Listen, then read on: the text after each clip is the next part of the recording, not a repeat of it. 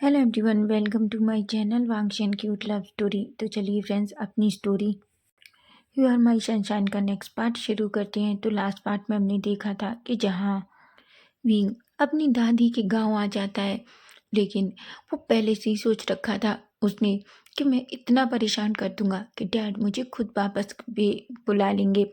वहीं उसी रात विंग वांगजी से मिलता है, जहाँ दोनों में एक मीठी सी प्यारी सी टकरार होती है। वांगजी जो विंग की तरफ देखता है, विंग जो पूरी तरीके से रूम में भाग चुका था, वहीं वांगजी उस सोफे पर बैठ जाता है। वांगजी अपना सर पकड़ता है और कहता है, सच कहा था चैंग ने, ये लड़का इतना आसान भी नहीं है जितना मैं सोच रहा था।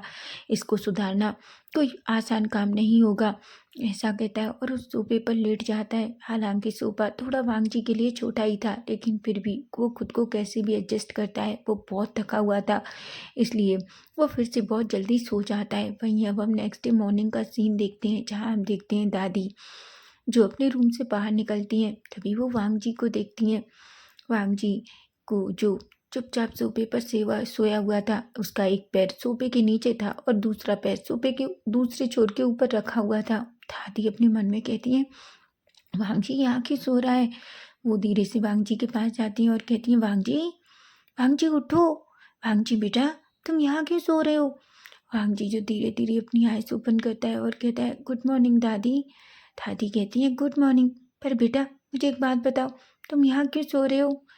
वांगजी कहता है, दादी मैं बस वो। तभी वांगजी अपनी आइज ओपन करता है और कहता है, दादी एक बात बताइए, उस शैतान को आपने मेरे कमरे में क्यों भेजा। दादी कहती है, तुम्हारे कमरे में। वो कहता है, हाँ, आपको पता है वो लड़का बहुत शैतान है और उसने मुझे मेरे रूम में सोने नहीं दिया, इसलिए। दादी एक स्माइल करती हैं और कहती हैं, अच्छा तो तुम विंग की बात कर रहे हो, लेकिन बेटा मैंने तो उसे उसके रूम में जाने को कहा था। वांगजी कहता है, खैर कोई बात नहीं दादी, आज उसको बोल दीजिए वो अपने रूम में चला जाएगा। दादी कहती हैं, क्या तुम ठीक हो। वांगजी कहते हैं, हाँ, पर दादी मैं आपको ये बताना चाहता हूँ कि मैंने सारी फसल बेच दी है और उसका पैसा भी आपके अकाउंट में जमा करा दिया है। और हाँ दादी, ऐसा कहता है और वो अपनी पॉकेट में हाथ डालता है और कुछ पैसे निकालता है। दादी कहती है, वांगजी ये क्या है।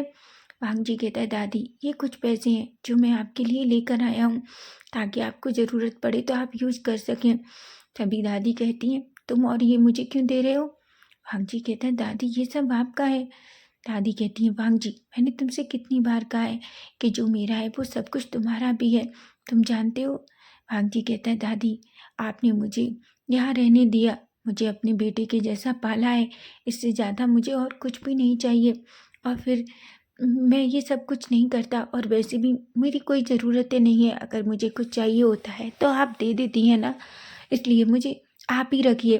दादी कहती है, बिल्कुल नहीं, ये तुम ही रखोगे, समझे तुम, वैसे ही सारा काम तुम ही करते हो, घर का सारा सामान तुम लेकर आते हो, सारी रिस्पॉन्सिबिलिटी तुम उठाते हो, तो बच्चा ये मैं नहीं रखूँगी, समझे तुम, मुझे अच्छा नहीं लगता तुम अपने काम के लिए मुझसे पैसे मांगते हो, और जबकि तुम ही हो जो इतना कमा कर लाते हो।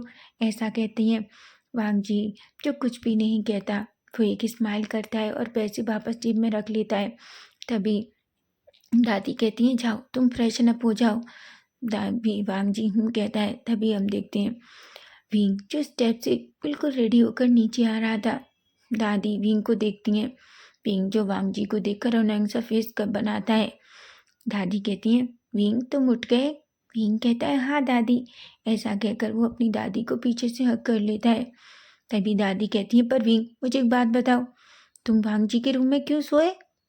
विंग कहता है, मुझे क्या पता था वो इसका रूम है, मैंने तो समझा था कि वो रूम मेरा है, आपने मुझे उस रूम में जाने के लिए कहा है। दादी कहती है, अरे नहीं, मैंने तो तुम्हें दूसरे वाले रूम में जाने के लिए कहा था।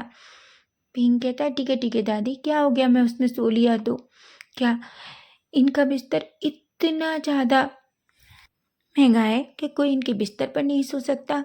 दादी कहती है, अरे ऐसा नहीं, देखो तुम्हारी वजह से वांगजी को यहाँ सोना पड़ा सोफे पर, और सोफा उसके लिए सच में अच्छा नहीं है। वांगजी जो नैरो आइज करके उसकी तरफ देख रहा था। विंग कहता है, तो क्या हो गया, कभी कभी ऐसे भी सोना चाहिए।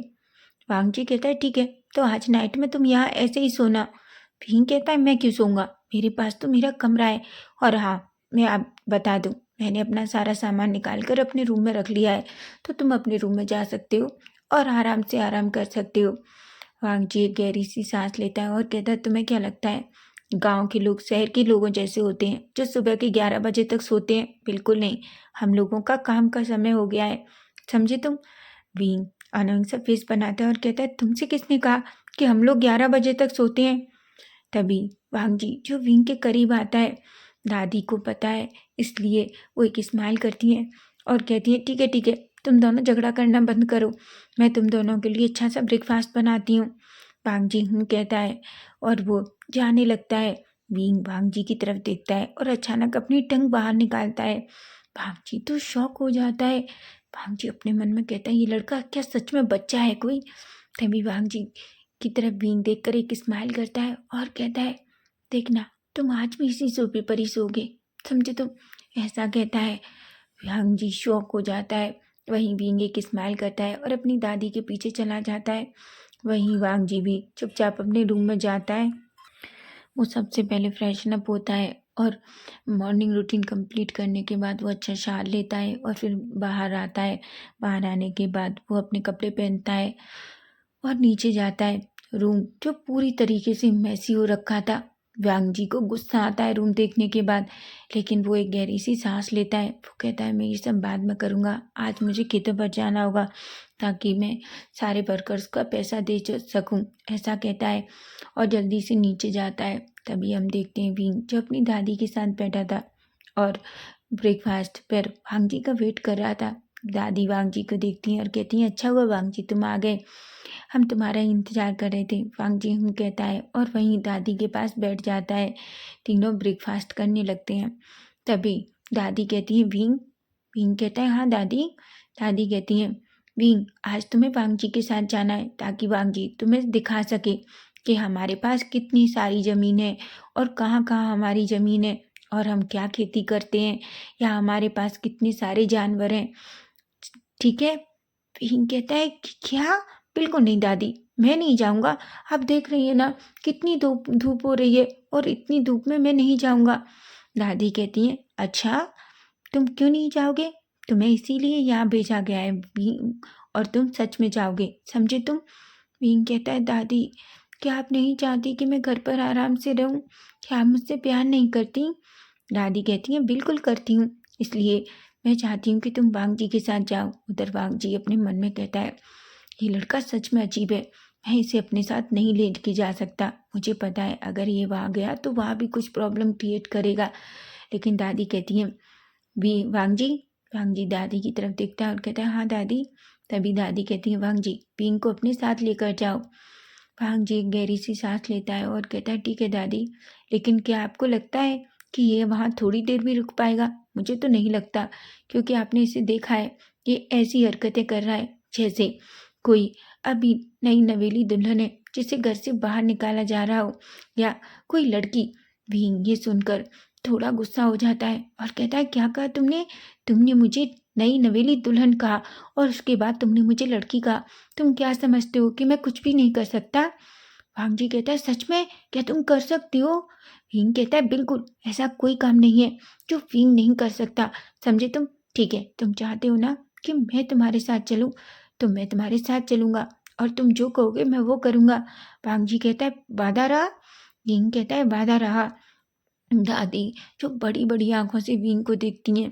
तभी वांग जी एक स्मक करता है और कहता है, अब मैं तुम्हें अच्छे से मजा सिखाऊंगा। तुमने नाइट में मुझे जानबूझकर सोफे पर सुलाया था ना, अब मैं तुम्हें बताता हूँ और तुम्हें ये भी सिखाऊंगा कि काम करना आखिर क्या होता है, ऐसा कहता है। अपने मन में सोचता है। तभी वो कहता है, ठीक है तो तैयार रहो, हम खेत पर जा रहे हैं। विंग कहता है, बिल्कुल। दादी जो थोड़ा घबरा जाती हैं क्योंकि वो जानती हैं कि वांग जी विंग को सुधारने के लिए कुछ भी करेगा, क्योंकि वांग जी ने विंग के डैड को वादा किया है कि वो विंग को पूरी तरीके से सुधार देगा। लेकिन विंग को सुधारना इतना आसान भी नहीं है, क्योंकि विंग बहुत ज़्यादा शैतान हो गया है, ऐसा वो कहता है, अपने मन में कहता है। वहीं हम देखते हैं वांग जी जो अपना ब्रेकफास्ट कंप्लीट कर लेता है और विंग भी। तभी वांग जी कहता है, ठीक है, तो चलो। भीम कहता है कि क्या ऐसे ही? भांग जी कहता है, हाँ। वांग जी कहता है, क्यों? तुम क्या सोच रहे हो? क्या कोई इंसान आएगा और पर्सनली तुम्हें अपनी बाहों में उठाकर ले जाएगा? विंग अनोइंग सा फेस बनाता है और कहता है, मेरा ये मतलब नहीं था। मैं कैब लगा कर आता हूँ, मैं धूप में जाना नहीं चाहता। वांग जी एक स्माइल करता है और कहता है, सच में तुम तो लड़कियों की जैसी बिहेव कर रहे हो, जैसे तुम कैप पहनना और खुद की केयर करना। विंग कहता है, तो तुम ठीक है, मैं ऐसे ही चलूँगा, समझे तुम? हाँ जी कहता है, ठीक है, मैं तो वेट कर रहा हूँ, चलो। ऐसा कहता है। वहीं वो एक गहरी सी सांस लेता है और वे दोनों सीधा निकल कर बाहर जाते हैं। वांग जी के पास एक बाइक है। वांग जी जो बाइक पे बैठता है और विंग की तरफ देखता है तो कहता है, क्या तुम पैदल चलना चाहते हो? विंग कहता है, नहीं, मुझे पता नहीं है, नहीं मैं पैदल भी चल सकता हूँ। वांग जी कहता है, कोई बात नहीं, तुम चाहो तो मैं धीरे धीरे चलूंगा बाइक से, तुम मेरे पीछे पैदल भी चल सकते हो। विंग को गुस्सा आता है। विंग कहता है, ठीक है, अगर तुम चाहते हो कि मैं तुम्हारी बाइक पर ना बैठूं तो नहीं बैठूंगा, मुझे कोई फर्क नहीं पड़ता। तभी वांग जी एक स्माइल करता है और कहता है, ठीक है, मैं मजाक कर रहा था, मेरे पीछे बैठो। बींग जो वांग जी के पीछे बैठ जाता है, लेकिन वो वांग जी को नहीं पकड़ता। वहीं वांग जी जानबूझकर जब अपनी बाइक स्टार्ट करता है तो उसमें और ज़्यादा तेज चलाने लगता है, जिस वजह से विंग को थोड़ा डर लगता है। ऐसा नहीं है कि विंग बाइक नहीं चला लेता, विंग भी बाइक चला लेता है, लेकिन जिस तरीके से वांग जी बाइक चला रहा था वो सच में बहुत अजीब था। वो जल्दी से वांग जी की कमर को पकड़ लेता है। वांग जी एक स्माइल करता है और अपने मन में कहता है, डरपोक, ऐसा कहता है। तभी हम देखते हैं भीम कहता है, क्या तुम मुझे मारना चाहते हो? मैं अच्छे से जानता हूँ कि तुम मुझसे नफरत करते हो, लेकिन तुम मुझे मार नहीं सकते। मेरे डैड ने यहाँ मुझे इसलिए भेजा है ताकि मैं यहाँ के देख सकूँ यहाँ के लोग अच्छे से काम करते हैं कि नहीं। वांग जी अपने मन में कहता है, सच में बहुत झूठा लड़का है ये तो। तभी भीम कहता है, मैं यहाँ तुम सब लोगों को देखने आया हूँ कि तुम लोग हमारे खेत में अच्छे से काम करते हो कि नहीं, तुम हमारे फार्म को संभाल रहे हो कि नहीं, और तुम मुझे मारना चाहते हो। मैं डैड से तुम्हारी कंप्लेंट करूंगा। वांग जी अचानक अपनी बाइक रोक देता है और अपना फेस पीछे की तरफ पलटता है। भीम तो एक पल के लिए डर जाता है और कहता है, तुमने बाइक क्यों रोक दी? वांग जी कहता है, क्या तुम सच में अपने डैड से मेरी कंप्लेंट करना चाहते हो?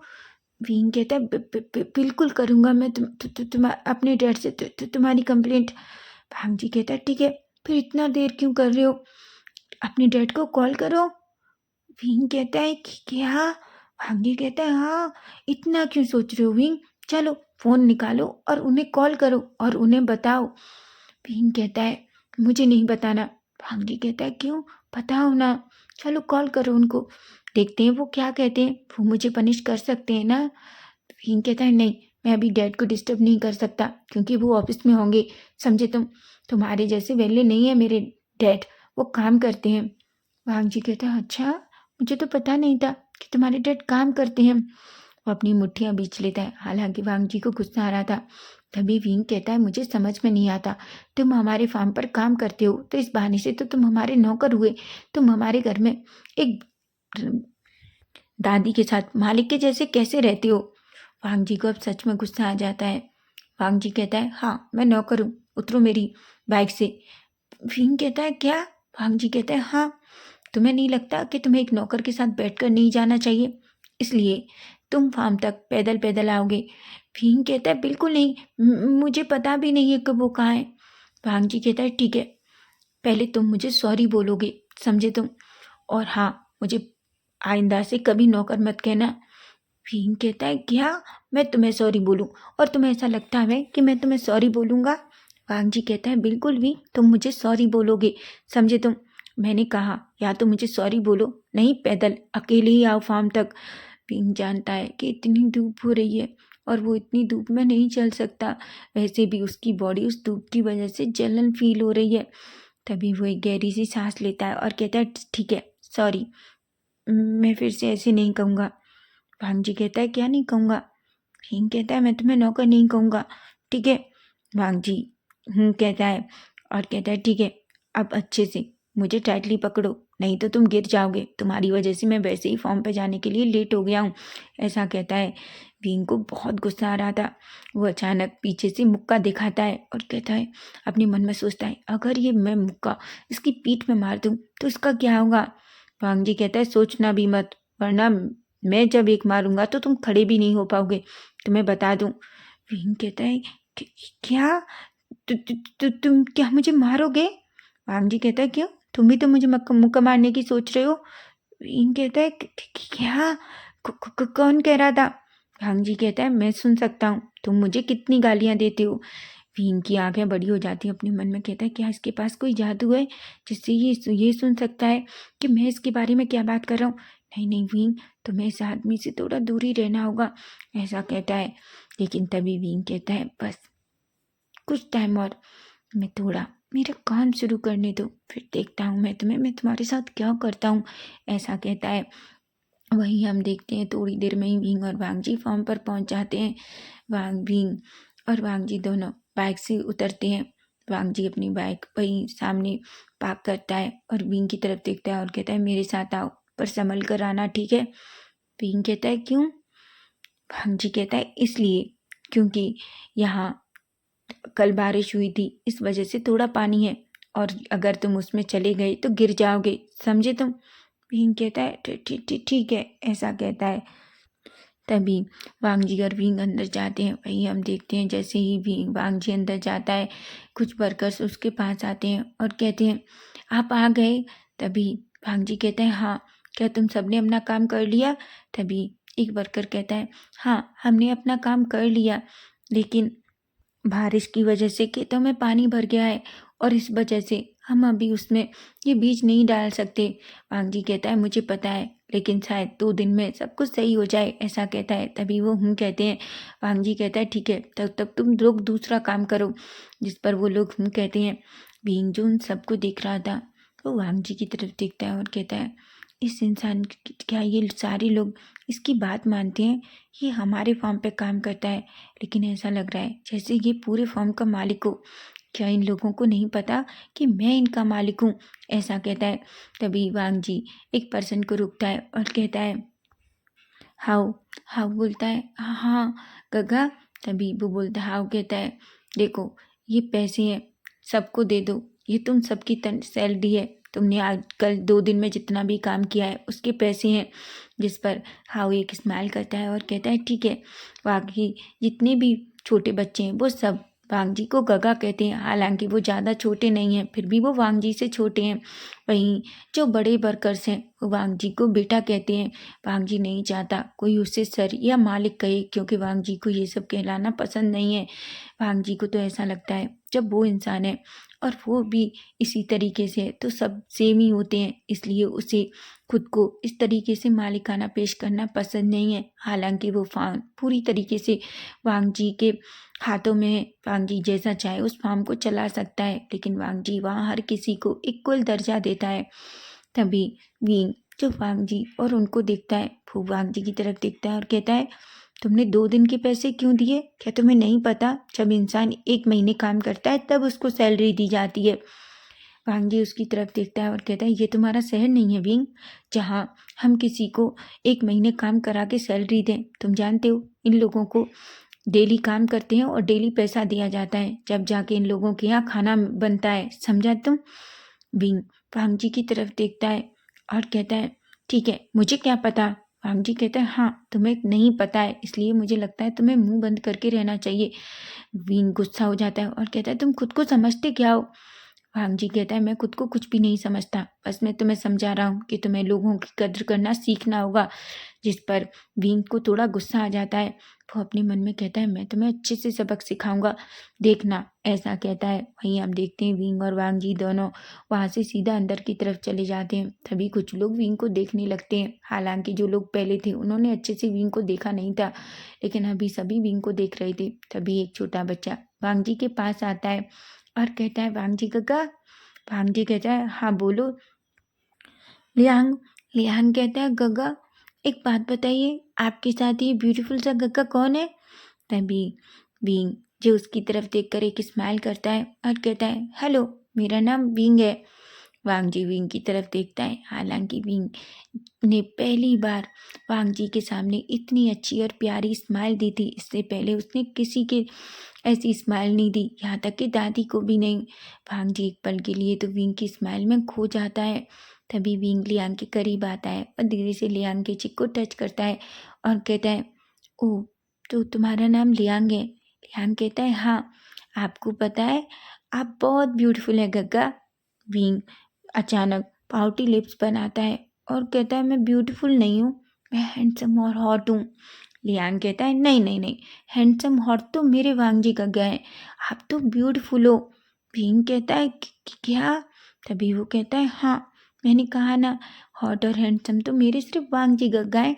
आप नहीं जानते, इस पूरे गांव में मेरे वांग जी गग्गा ही सबसे ज़्यादा हॉट और हैंडसम है। आप जानते हैं, जब भी मेरे गग्गा यहाँ से ऐसे निकलते हैं ना, तो सारी लड़कियां मेरे गग्गा को देखकर पागल हो जाती हैं। वांग विंग अनोइंग सा फेस बनाता है और कहता है, रियली?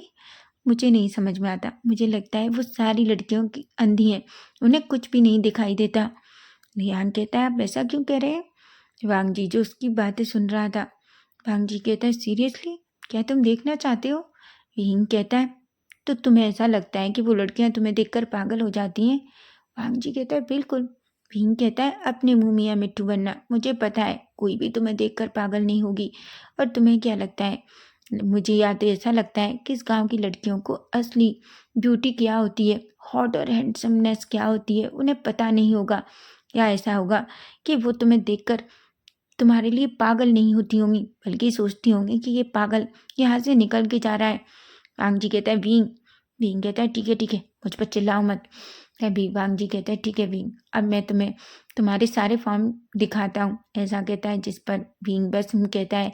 लियांग कहता है, ठीक है गग्गा, मैं आपसे बाद में मिलता हूँ। तभी वांग जी कहता है, लियांग, तुम आज स्कूल क्यों नहीं गए? तभी लियांग कहता है, गग्गा, क्या आपको नहीं पता, आज मेरी छुट्टी है और मैं बस आपसे मिलने के लिए आया था। पिताजी ने तो मना किया था, पर मैंने सोचा था बहुत दिन हो गए, आप मुझसे मिलने भी नहीं आए। वांग जी कहता है, सॉरी लियांग, मैं बस बिजी हो गया था, लेकिन याद रखो स्कूल कभी मिस मत करो। लियांग कहता है, ठीक है, मैं नहीं करूँगा, आपको पता है ना कि मुझे पढ़ना कितना पसंद है। वांग जी कहता है। वहीं विंग और वांग जी दोनों सारे खेतों को देखने के लिए निकल जाते हैं।